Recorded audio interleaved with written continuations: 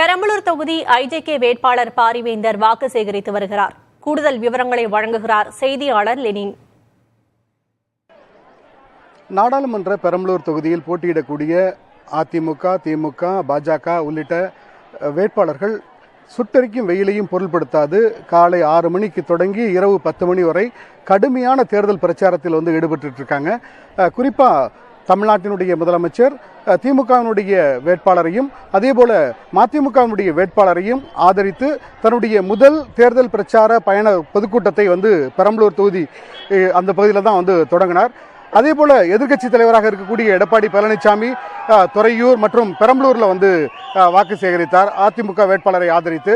அதேபோல பாஜகவினுடைய வேட்பாளர் டாக்டர் பாரிவேந்தரை ஆதரித்து முசிறி பகுதியில் பாஜகவினுடைய தேசிய தலைவர் நட்டா நாளை ரோட் ஷோ நடத்த இருக்கிறார். இப்படி நாம் தமிழர் கட்சி என சுயேட்சைகள் என ஒவ்வொருவரும் தங்களுடைய வாக்குகளை சேகரிக்க வேண்டும் என்ற நோக்கத்தோடு வீதி வீதியாக இந்த சுட்டெரிக்கும் வெயிலையும் பொருள்படுத்தாமல் இயங்கிக் கொண்டிருப்பதை நம்மால் காண முடிகிறது.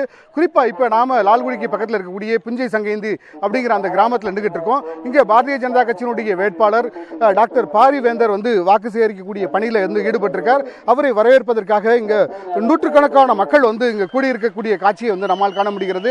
அதே போல அவரை ஆதரித்து வாக்கு சேகரிக்கக்கூடிய பணியில் இந்து மக்கள் கட்சியினுடைய தலைவர் அர்ஜுன் சம்பத்தும் இங்கு வந்திருக்கிறார். அவரும் தொடர்ச்சியாக மக்களை நேரில் சந்தித்து துண்டு பிரசுரங்களை கொடுத்து வாக்கு சேகரிக்கக்கூடிய பணியில் ஈடுபட்டிருக்கார்.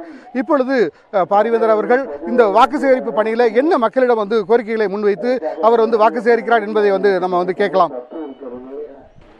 பூத்துக்கு போயிட்டு எந்த ஒரு மாற்று சிந்தனையும் இல்லாமல் நாடு உயர வளர இன்றைக்கு தாமரை ஒன்றே நமக்கு கிடைக்கிற ஒரு மோட்சம். அந்த தாமரை சின்னத்தில் வாக்களித்து விட்டு மகிழ்ச்சியாக வீட்டுக்கு ஒரு நல்ல காரியத்தை நாட்டுக்காக ஆற்றி இருக்கிறோம் என்ற பெருமையோடு நீங்கள் வீட்டுக்கு வரலாம். ஆகவே தவறாமல் வாக்களிங்க. தாமரை சின்னத்தில் 1500 குடும்பங்களை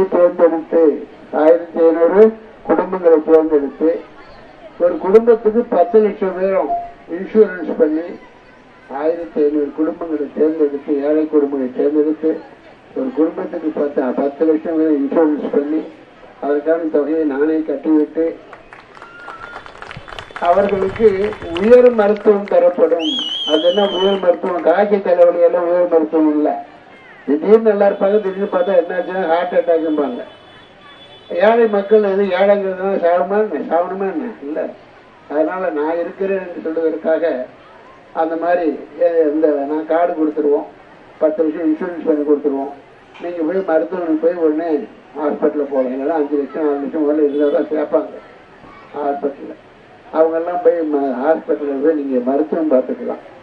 எதுக்கு ஹார்ட்டு ஃபெயிலியருக்கு, அதே மாதிரி கிட்னி ஆப்ரேஷன், இடுப்பு ஆப்ரேஷன், மூட்டு ஆப்ரேஷன்லாம் நீங்கள் பார்த்தீங்கன்னா பெரிய செலவாகும் இன்னைக்கு. அதற்காக என்னுடைய பாராளுமன்ற தொகுதியில் வயதானவர்களுக்கு, ஏழை மக்களுக்கு, அவர்களுக்கு இந்த மாதிரி எதிர்பாராத நேரத்தில் வியாதி ஏழை பணக்காரர்களுக்கு வித்தியாசம் பார்த்து வர்றதில்லை. அவர்களுக்கு இந்திய ஜனநாயக கட்சியினுடைய பாரிவேந்தர் இருக்கிறார் நமக்கு என்ற அடிப்படையில் உங்களுக்கு அந்த நிவாரணங்கள் செய்யப்படும். இதுக்கு எம்பிக்கு தொடர்பே இல்லை.